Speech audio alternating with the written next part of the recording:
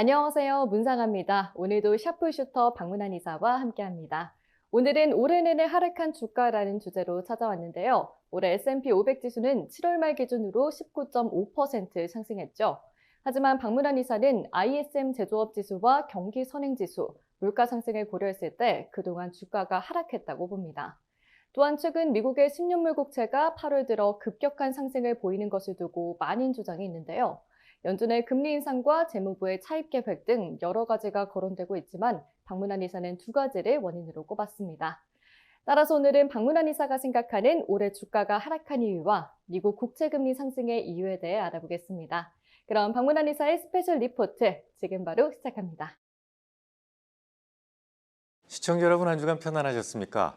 올해 내내 하락한 주가, 이게 제가 오늘 다룰 주제인데요. 시작부터 마음에 좀 들지 않죠? 올해 내내 주가가 하락했다니 말이죠. 하지만 제 기준으로는 올해 내내 주가가 하락한 게 맞습니다. 지금부터 그 이유를 설명드리도록 하겠습니다.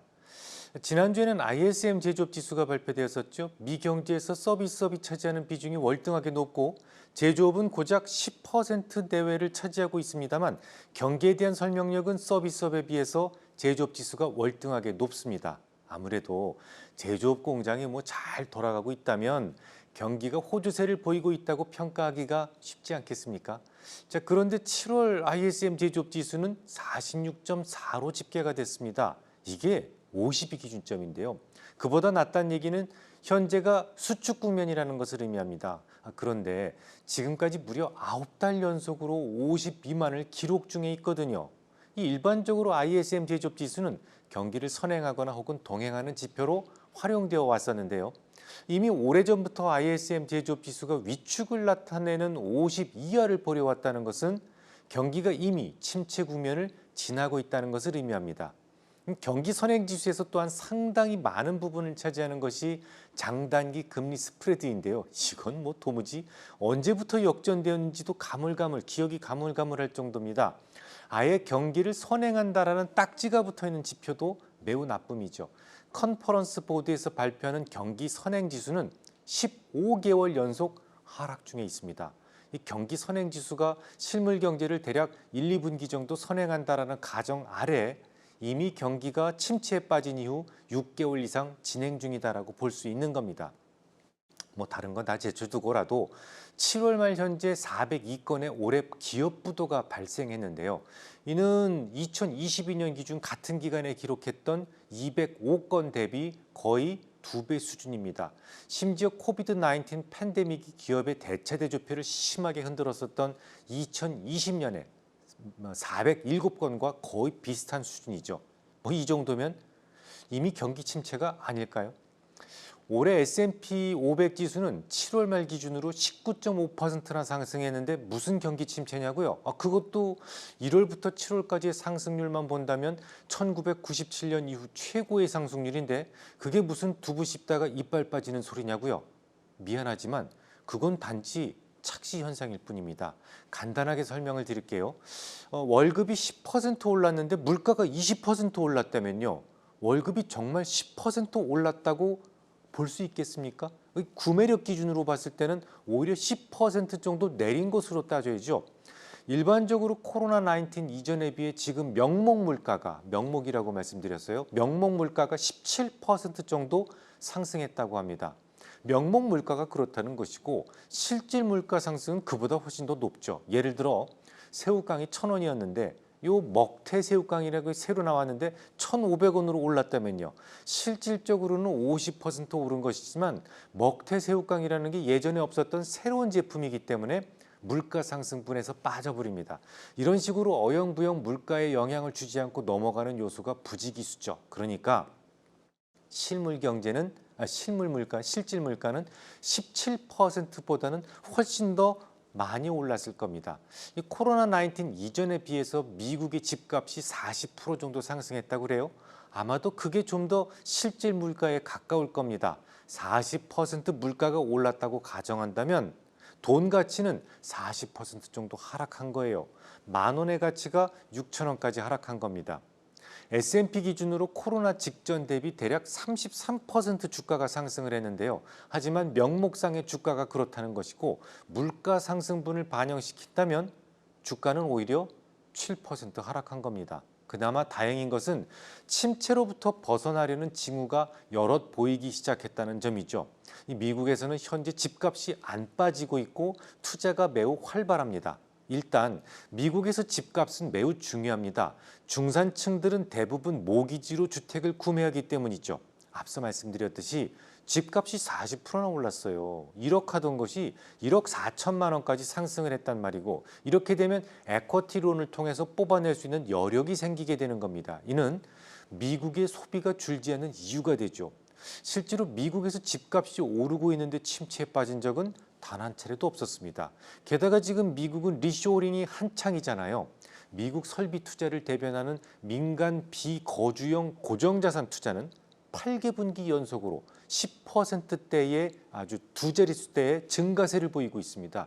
특히 전기전자 부분에서의 건설 지출액은 1,124억 달러를 기록했는데요.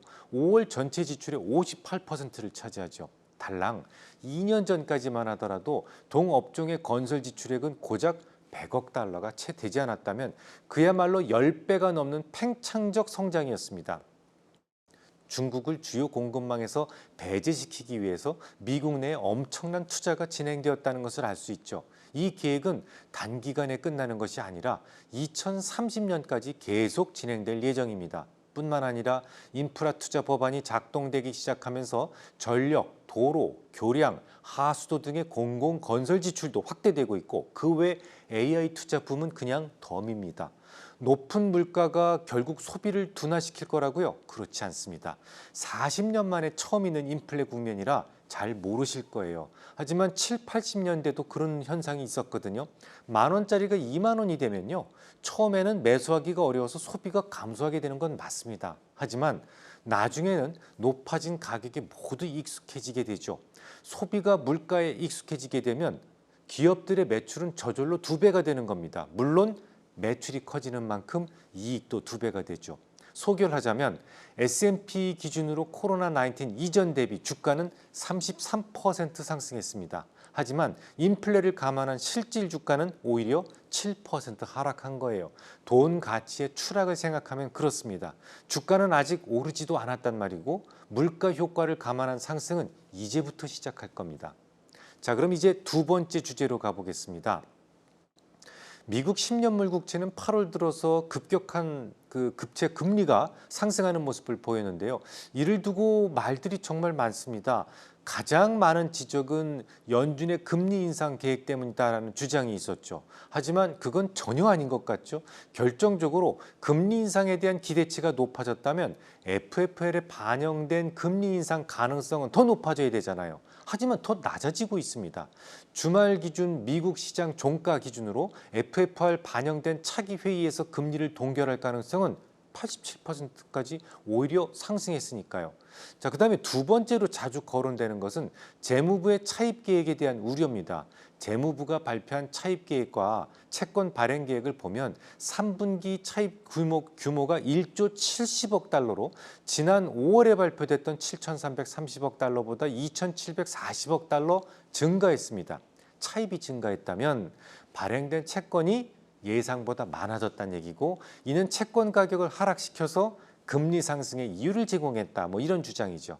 하지만 그것도 정확한 이유는 아닌 것 같죠. 정말로 최근 금리 상승의 이유가 오로지 재무부의 차입 때문이라면 장기물보다는 단기물 금리가 더 많이 올랐어야 정상입니다.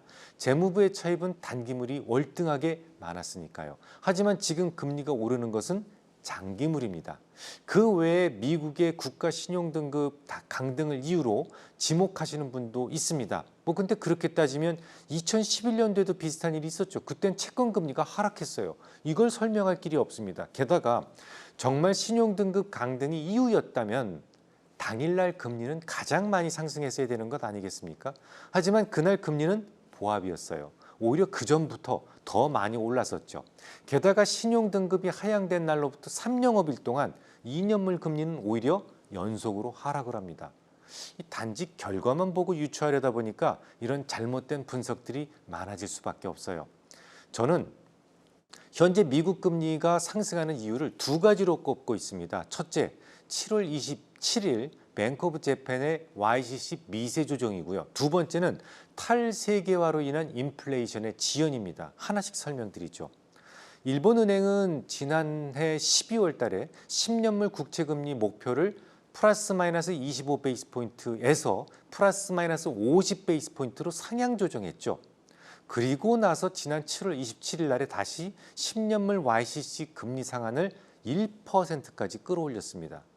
금리 결정에 대해서는 만장일치였습니다만 YCC에 대한 결정은 9명의 금정위원 중에 1명의 반대가 있었습니다. 나카무라 토요아미 의원이었는데요.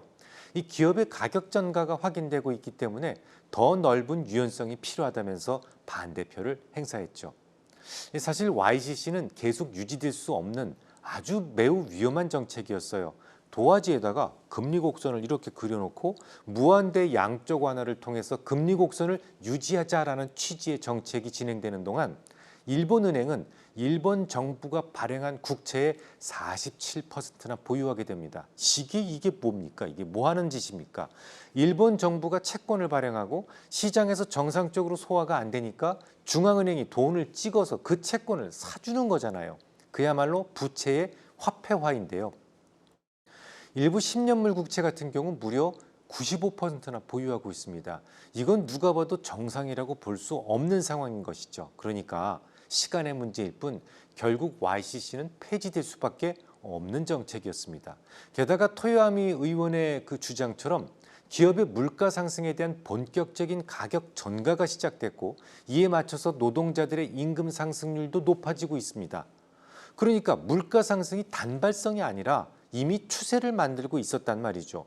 실제로 일본 후생 노동성 최저임금심의회의에서는 지난 28일 최저임금을 전국 평균 시급 기준 1,002엔으로 인상하기로 결정을 했습니다. 종전의 961엔보다 41엔 높죠. 그러니까 4.3%나 인상되는 건데요. 이 인상폭이 현재와 같은 조정 방식이 도입된 2002년 이후 가장 큰 폭의 증액이었어요. 임금이 빠르게 상승한다는 것은 결국 물가를 중장기적으로 상승시키게 될 수밖에 없다는 것을 의미하고 아마도 이런 점 때문에 YCC의 금리 상한을 조정할 수밖에 없었을 겁니다. 자, 이제 본론으로 들어가 보죠. 일본의 금리가 상승하면 캐리 청산의 위험이 커지게 됩니다. 캐리 청산은 미국의 장기물 금리만 선택적으로 끌어올리게 되어 있어요. 조금 더 자세한 설명이 필요할 것 같죠? 낮은 금리로 조달해서 일본은 금리가 싸니까 해외의 높은 금리에 투자하는 것이 바로 캐리 트레이드예요. 캐리 트레이드는 항상 일본의 돈이 국외로 돈으로 나갈 때 엔화에 대해서 숏 포지션, 매도 포지션을 구축하게 됩니다. 그럴 만한 이유가 있는데요. 해외에 투자됐다가 결국은 일본으로 되돌아올 거 아닙니까? 언젠가는. 그럴 때 최종적으로 수취하는 게 뭡니까? 달러가 아니라 엔화로 수취를 하죠. 그때 엔화의 가치가 하락해 있다면 낭패를 볼 수밖에 없잖아요. 그래서 엔캐리 트레이드는 무조건 해외에 투자하면서 엔화에 대해서는 매도 포지션, 숏 포지션을 구축하게 되는 겁니다. 자, 그런 상황에서 일드 커브 컨트롤, YCC의 금리 상단을 기존의 0.5%에서 1%로 변화시켰잖아요. 금리가 향후 오를 수 있는 환경이 조성된 것이고 이건 엔화의 강세 가능성을 높이게 됩니다. 앞서 캐리 트레이드를 위해서는 엔화에 대해서 숏 포지션을 구축한다고 그랬는데 손실을 피해야 되잖아요. 엔화가 강세를 보이니까. 그래서 청산 가능성이 높아지게 되는 거죠. 그 과정에서 미국채가 매도되고 일본으로 환류되어 들어가는 현상이 생기게 되는 겁니다. 일본이 미국 국채를 얼마나 가지고 있기에 그러느냐? 미국 국채 총 발행량의 15%를 보유하고 있어요. 얼마 전까지만 하더라도 중국이 1위였는데 지금은 일본이 1위를 기록하고 있죠. 이 중 일부지만 빠르게 청산되기 시작하면서 미국의 장기금리가 잠깐 오르게 됐던 겁니다. 실제로 일본의 YCC 한도 변화 소식이 있었을 때 그때부터 딱 미국의 채권 가격에 급락이 시작이 됐죠. 그날 30년 금리는 4%를 넘어서기 시작을 했고 다우지수의 13일 연속 상승이 종지부를 찍게 됐던 날이었습니다. 또한 장기금리가 상승하면서 기술주들이 그때부터 다소 조정을 받기 시작했던 것도 바로 그 이유 때문이었죠. 미국의 장기금리 상승에는 또 하나의 이유가 있습니다. 각자 도생의 세상에서는 고물가는 필연적이다라는 말씀을 드렸어요. 지금까지 중국에서 질 좋은 공산품을 아주 좋은 가격에 공급해 줬었죠. 하지만 2018년도부터 미중 간의 이 패권 싸움이 시작됐고 중국을 주요 공급망에서 제거하려는 노력이 시작됐습니다. 아직은 중국보다 싸게 만들 수 있는 나라가 없어요. 그러니 기저물가는 그날 이후부터 오를 수밖에 없었습니다. 하지만 사람들은 그런 점을 아직 제대로 인식하지 못하고 계시죠.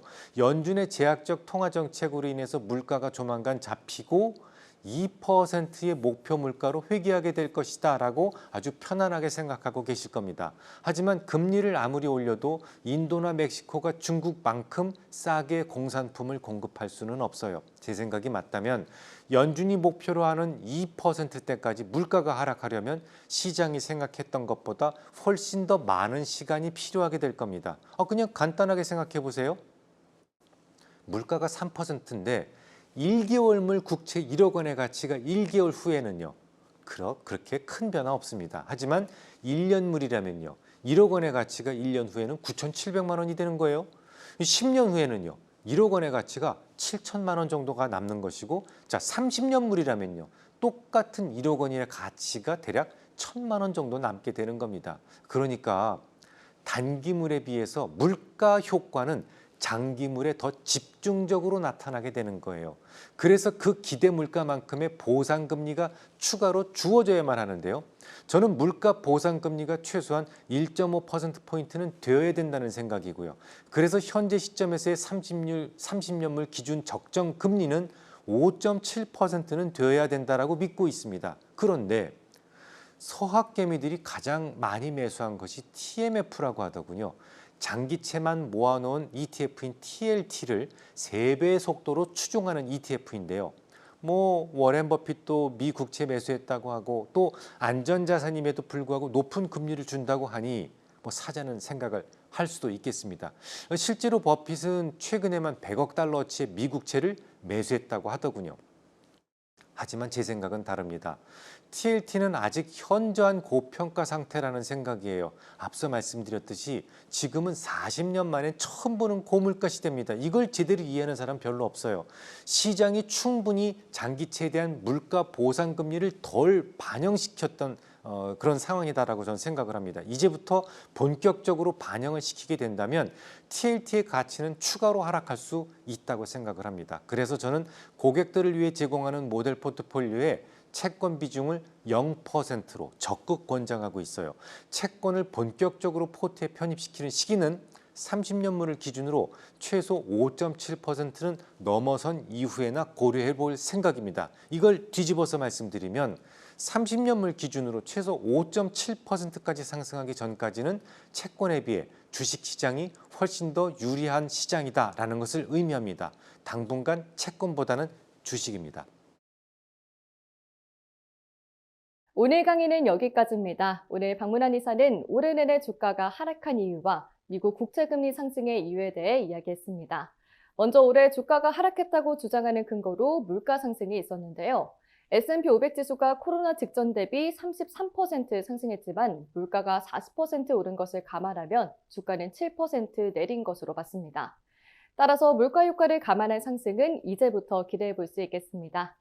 다음으로 미국의 10년물 국채금리가 상승한 이후로 BOJ의 YCC 미세 조정과 탈세계화로 인한 인플레 지연을 꼽았는데요.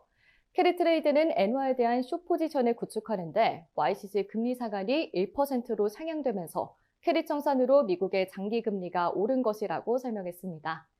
또한 시장이 생각하는 것보다 훨씬 더 오래 고금리가 지속될 것이라고 했는데요. 현 시점에서 30년물의 적정 금리는 5.7% 정도지만 시장이 장기채에 대한 보상금리를 덜 반영시켰다고 봤습니다. 결론적으로 당분간은 채권에 비해 주식시장이 유리하다고 합니다. 더 많은 정보가 궁금하신 분들은 포털 사이트에 샤프슈터 방문한 또는 방문한 주식이라고 검색하시면 확인하실 수 있습니다.